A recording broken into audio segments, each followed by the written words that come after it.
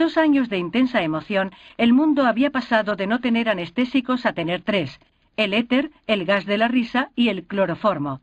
Pero continuaba la búsqueda de la sustancia perfecta sin efectos secundarios. Pero eso no significaba el fin del dolor en las operaciones. Un médico rodeado de traumatizados jóvenes heridos en la guerra de Crimea decidió que el alivio del dolor era poco viril. Intentó prohibir los anestésicos. En 1854, Gran Bretaña y Rusia fue el invierno más severo que se recuerda. El doctor John Hall fue nombrado jefe del servicio médico. Tenía sus propios puntos de vista sobre los nuevos anestésicos. El uso inteligente del bisturí es un potente estimulante. Silenciosamente en su tumba.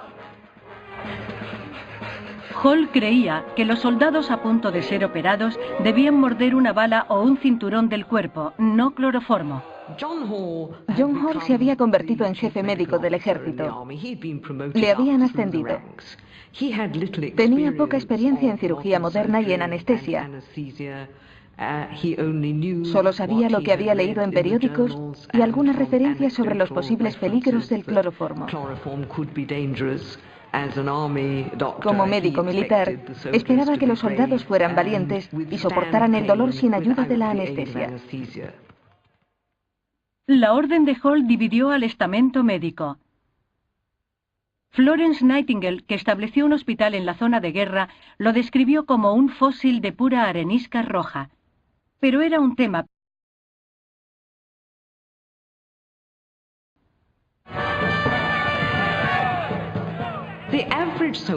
El soldado medio era analfabeto pero valiente. Tenía miedo de esta nueva anestesia porque pensaba que al dormirse contaría todos los secretos de su vida. John Hall tenía su propio punto de vista. En estados de choque extremo, como cuando los soldados perdían las extremidades en el campo de batalla, la mezcla de adrenalina y endorfinas a menudo aliviaba el dolor. Pero el efecto desaparecía y llegaban al hospital de campaña en un estado de absoluta desesperación. La mayoría de los cirujanos ignoraron las instrucciones de su comandante y usaron el cloroformo. Los médicos de la guerra de Crimea no siguieron las directrices de John Hall. La mayoría había estudiado en Escocia o Irlanda. Conocían los beneficios del cloroformo. No querían ver hombres gritando y llorando de dolor cuando sabían que tenían el anestésico. No solo podían dilatar las operaciones, también podían detener las hemorragias. E incluso había más posibilidades de que los hombres sobrevivieran.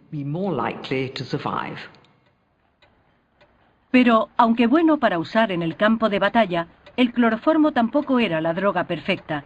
Hannah Greener, de 15 años, fue la primera en sufrirlo.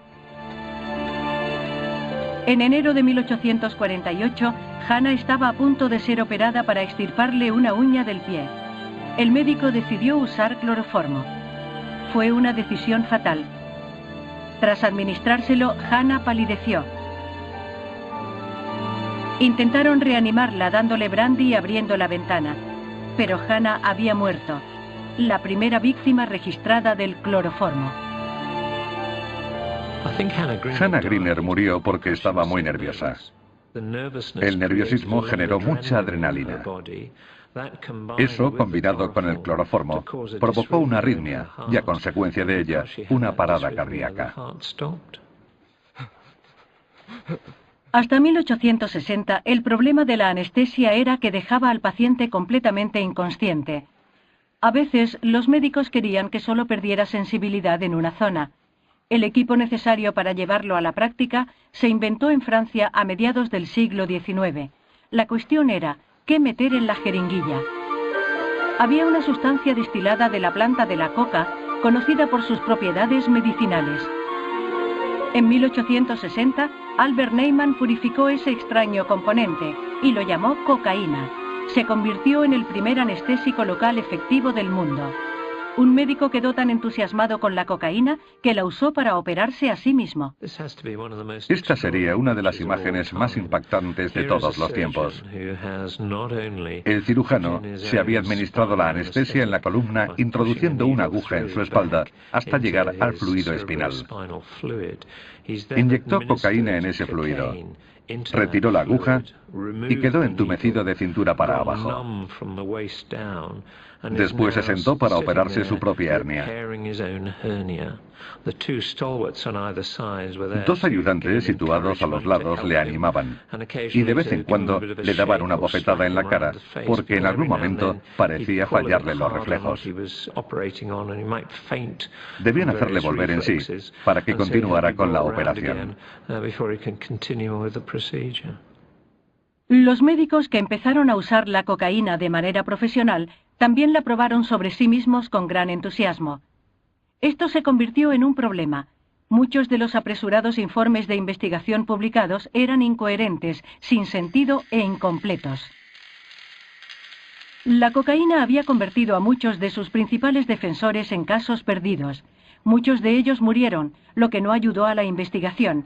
Pero comenzó la búsqueda de una forma no adictiva de cocaína que terminó en 1905 con un derivado llamado novocaína. Ayudó durante décadas a soportar una experiencia normal pero desagradable. Darse cuenta de que las hojas de coca podían convertirse en una potente droga hizo que algunos investigadores se fijaran